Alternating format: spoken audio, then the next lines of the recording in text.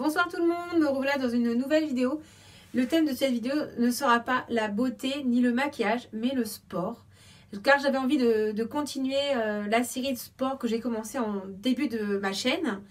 Donc voilà, ça sera plus pour parler de mes motivations et pour vous aider à vous motiver à aller faire du sport sans culpabiliser quand vous n'arrivez pas à atteindre vos objectifs, vous avez des baisses de motivation, ça arrive à tout le monde. Donc si vous voulez regarder, si ça vous intéresse, vous pouvez continuer à regarder, autrement on se dit à la prochaine vidéo. Alors, première chose, il faut voir ce qui me motive et donc qui peut aussi vous motiver à aller enfiler la tenue de sport quelconque. Moi, c'est le kimono. Éventuellement, si j'arrive à me motiver un peu plus, ça serait les tennis pour aller faire le footing. Et c'est vraiment la base, c'est la motivation. Donc moi, ce qui me motive à enfiler le kimono, c'est le plaisir que je prends à faire le karaté. C'est d'aller retrouver mes amis avec qui on partage le même plaisir. C'est d'apprendre des nouvelles choses. C'est tout ça. Maintenant, il faut voir les vôtres, ce que vous, admettons, vous faites de la marche à pied, du footing. Il faut se dire, mais qu'est-ce qui me motive à sortir le matin ou le soir après le travail, je ne sais pas. Qu'est-ce qui me motive à sortir pour aller courir, marcher en marche sportive, etc. Déjà, si vous faites un sport et que vous n'y prenez pas plaisir, moi je dis, passez à autre chose. Faites autre chose, cherchez le sport qui vous donne du plaisir. Parce que le sport ne doit pas être une contrainte, c'est absolument pas le but. Rechercher quand on veut faire un sport pour se détendre. Si il y a la contrainte, il n'y a pas de plaisir, on n'a pas de motivation. Ça, c'est la base. Après, vous avez peut-être des objectifs. Admettons, quelqu'un qui aime faire du footing, peut-être que son objectif, ça serait, par exemple, faire un semi-marathon, un marathon, ou en étant des choses un peu plus modestes, avec des courses qui vont être de 10 km, 15 km, je ne sais pas, j'ai pas d'exemple en tête. Après, vous avez l'Octobre Rose pour les femmes, par exemple. Je sais que vous avez un parcours qui peut faire 10 km. Ça peut être un objectif. Ça peut être une source de motivation. Ça aussi. Après, ça dépend de chacun. Moi, je sais que c'est un objectif, c'est passer ma ceinture, ma deuxième dan au mois de juin.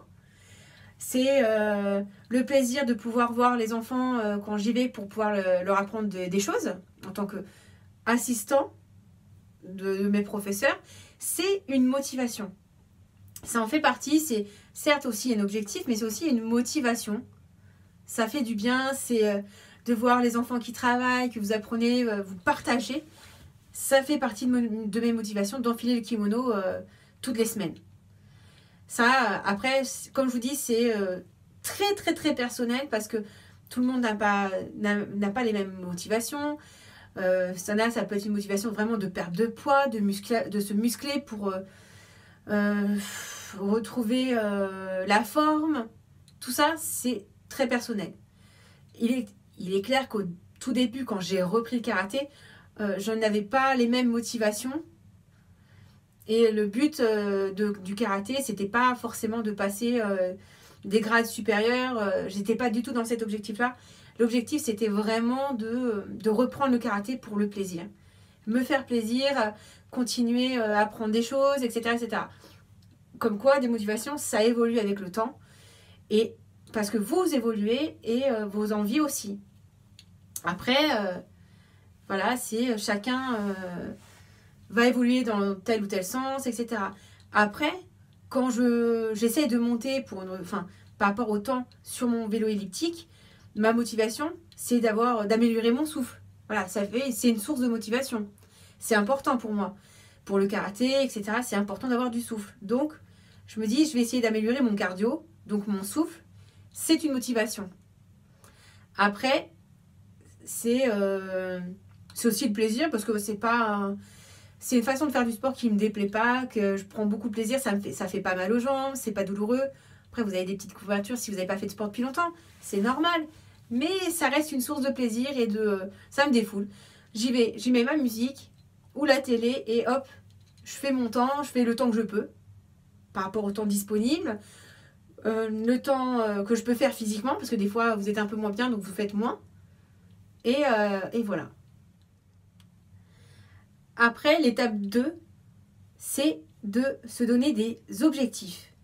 Ces objectifs ne sont pas là pour vous démotiver. Au contraire, dans ces cas-là, c'est se donner des petits objectifs au jour le jour pour rester cohérent et pas, comment dire, pas se démotiver. Parce que si vous vous donnez un objectif trop dur et que vous savez que vous allez avoir du mal à le tenir, c'est sûr, vous allez perdre toute motivation très vite. Et ça, c'est dommage, surtout si vous avez un objectif global de remise en forme, de plaisir. Quel intérêt de se donner des objectifs de dingue, intenables, qui vont vous démotiver et faire perdre tout sens de plaisir dans le sport. Alors, moi, ce que je vous conseille, c'est par exemple, on va prendre un exemple tout simple, le footing. Voilà. C'est, aujourd'hui, je me lève, je vais courir, allez, un quart d'heure. Je dis un quart d'heure, ce serait pour les personnes qui n'ont jamais fait de footing, qui en ont fait très peu, qui, même s'ils font du sport, mais qui sont pas très cardio. 15 minutes, c'est beaucoup quand même, hein, quand on n'a pas beaucoup de souffle, d'endurance. Ça peut être long, je parle en connaissance. J'ai beau faire du karaté et quand j'ai commencé à faire un peu de footing, en plus j'ai commencé en période où il y avait les pollens, donc pas du tout facile. J'ai tenu 10 minutes, 10-15 minutes quoi. Et c'était... j'ai fait 10-15 minutes, mais parce que j'avais une volonté, je disais non, je m'arrête pas. J'ai tenu jusqu'à temps que je n'en pouvais plus. Mais vraiment, j'ai fait non, là, je vais au-delà de mes possibilités. J'ai tenu le peu que j'ai tenu, mais j'étais contente parce que j'ai fait mon maximum. Et après, j'ai réfléchi, je me dis voilà, là, cette semaine, c'était le premier, c'est le point de départ. Tu as fait 10-15 minutes. Sachant que j'ai fait 10-15 minutes en courant. Si j'additionnais tout le temps que j'ai couru d'affilée, parce que je suis sortie plus longtemps, mais sur peut-être une demi-heure de sortie, une demi-heure, une heure, j'ai couru 10-15 minutes. C'est pas beaucoup. Mais je suis sortie, j'ai mis mes baskets, je suis sortie de mon lit un dimanche matin pour y aller. Ça, c'était positif. Il en sort quelque chose de positif. Et la semaine d'après, je me suis dit, parce que je pouvais pas courir plus qu'une fois par semaine parce que à niveau travail c'était un peu compliqué, donc je sortais tous les dimanches malgré que toute la semaine je m'étais levée, etc. Et je me suis dit allez, je mets mon réveil, je me lève et je vais courir. Et la prochaine sortie, j'ai fait 20 minutes et quasiment sans m'arrêter. J'étais hyper fière. Voilà, j'étais hyper fière parce que le premier objectif, ce n'était pas de faire 20 minutes. Le premier objectif, c'était de faire les 10-15 minutes d'affilée, sans s'arrêter. Et j'ai fait même plus que mon objectif. J'étais super fière. Je me suis dit, waouh, Céline, t'as fait plus que la dernière fois, et en plus sans t'arrêter. Waouh. Bon, la semaine prochaine, l'objectif, c'est de rester dans le même truc. Allez, tu refais 20 minutes. Si tu fais mieux, c'est bien. Mais tu fais 20 minutes minimum. Et j'y suis arrivée, petit à petit, je suis allée jusqu'à faire 1 heure. Ça s'est pas fait en un jour. Il y avait des fois, je faisais 30 minutes. Des fois, j'étais fatiguée, je faisais 20 minutes. Et ainsi de suite. Jusqu'à que j'ai réussi à tenir plus fréquemment 30 minutes, 45 minutes. Jusqu'à 1 heure. Et quasiment à chaque sortie, je faisais 1 heure. Et comme j'ai vu que de façon récurrente, je faisais 1 heure, l'objectif suivant, c'était d'améliorer ma distance. Ce qui était logique, c'est de faire en 1 heure un peu plus de distance, de faire plus long, courir plus loin en fait. Et voilà, ça aussi, j'ai réussi à l'améliorer, mais ça s'est pas fait en une sortie. Ça s'est pas fait en une fois. Donc voilà, je me mettais des petits objectifs, je me dis en 1 heure, j'ai réussi à faire jusqu'à 5 km. Je dis une bêtise, je me souviens absolument pas. Je me dis, la semaine prochaine, je fais 1 km et demi en 1 heure. Et ainsi de suite. Donc, ça veut dire que plus je restais toujours dans la fourchette d'1 heure, mais je faisais plus de kilomètres parce que ça veut dire que ma foulée, j'allais un peu plus vite et ainsi de suite. Tout ça, ça fait partie des mini-objectifs que tu te donnes au fur et à mesure. Parce que si vous vous donnez un objectif qui est trop dur, vous allez vous décourager complètement parce qu'au premier échec, vous allez dire non mais ça va être insurmontable, non, j'y arriverai pas. Et on se démotive, on perd plaisir, on perd tout sens de ce qui est censé nous aider et nous faire la force de la motivation, nous porter. Donc on évite ce genre d'objectif un peu trop haut, un peu trop démotivant et on reste raisonnable, on se dit je suis fort, je suis forte, je peux le faire, mais on va progressivement, on n'y va pas d'un coup à 0,1 minute de footing à 1 heure. Non, ça c'est pas possible. Physiquement, à moins d'être méga en forme et d'avoir un super cardio, oui. Mais sans... Non. Faut être raisonnable, être... comment dire? Oui, raisonnable, c'est le bon mot, je pense. Le dernier truc, c'est ne pas culpabiliser quand on n'arrive pas à atteindre nos objectifs. Oui, ça arrive.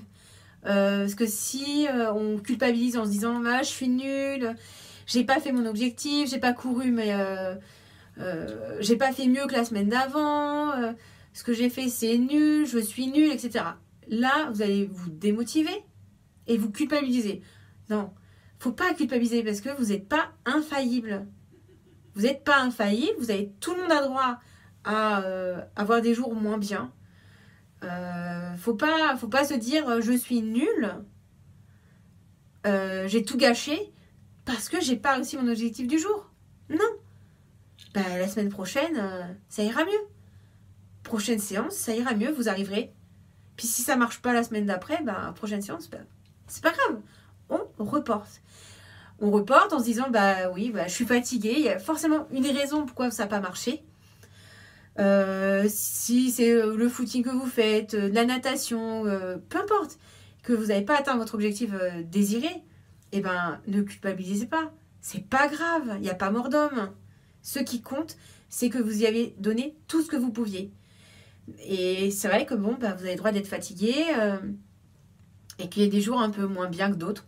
Surtout, ne vous prenez pas la tête avec ça parce que ça va vous démotiver, vous avez envie d'arrêter. Ça serait dommage. Après, si malgré tout vous culpabilisez, c'est peut-être pas le sport qu'il vous faut et que vous dites, si vous dites oui, je suis nulle et que vous n'y arrivez pas, moi je dis, pensez à faire un autre sport éventuellement, peut-être quelque chose qui vous correspondra le mieux. Et parce que c'est peut-être aussi ça, hein. Moi, je parle vraiment en connaissance. Quand je faisais du foot, je me disais, je suis nulle, j'y arrive pas, ici et là. En fait, c'était que le foot ne me correspondait pas. Même si j'aimais bien, ça ne me correspondait pas. C'était pas le sport qui était adapté pour moi. Et alors, j'ai changé, j'ai arrêté, j'ai fait autre chose. Et maintenant, j'en suis ravie. Après, voilà, c'est vraiment au ressenti, il faut y aller au feeling par rapport au choix de son sport. Et je pense vraiment que si vous vous sentez à l'aise dans votre sport, vous allez ressentir les jours où vous êtes un peu moins en forme et que les objectifs, si vous y arriverez peut-être pas, vous le sentirez de vous-même et vous direz aujourd'hui c'est un jour sans. Le côté positif, c'est que j'ai quand même essayé, j'y suis allée, je me suis levée, je me suis habillée, etc., etc. Et vraiment, faut se dire, j'ai essayé. Ça n'a pas marché, c'est pas grave. La prochaine fois, ça marchera. Je serai peut-être en meilleure forme et du coup, ça sera mieux. Vraiment, gardez en tête que le fait d'avoir essayé, d'avoir tout donné ce que vous aviez dans le ventre, c'est du positif.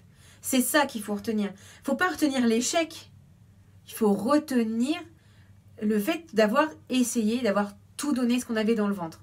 Vraiment. Donc, je pense avoir fait le tour de tout ce qui était autour de la motivation. Si vous avez des petits commentaires, des petites choses à me dire, que vos techniques pour rester motivé, n'hésitez pas à me le dire en commentaire. Moi, ça m'intéresse parce que ça peut m'aider aussi. Je suis quelqu'un d'assez stressé et que même si j'ai des objectifs et des motivations pour enfiler le kimono ou éventuellement peut-être remettre mes baskets, c'est pas toujours facile. Donc, si vous avez des astuces, moi, je suis preneuse. De toute façon, moi, je vous donne les miennes. Je veux bien voir les vôtres. Ça me ferait grave plaisir.